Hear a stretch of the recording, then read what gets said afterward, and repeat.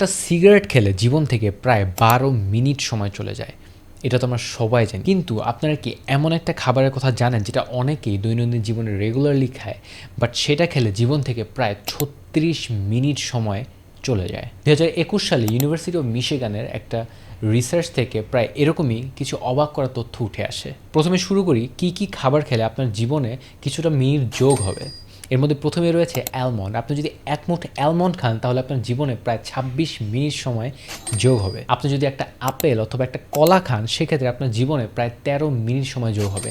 আপনি যদি sea food খান তাহলেও আপনার জীবনে ঠিক আপেল কলার মতোই 13 মিনিট সময় যোগ হবে। আপনি যদি একটা ফুল পুরো একটা টমেটো খান তাহলে আপনার জীবনে প্রায় 3 মিনিট সময় যোগ হবে। তাহলে এখন আসুন কি কি খেলে আপনার জীবনে কিছু সময় মাইনাস হবে।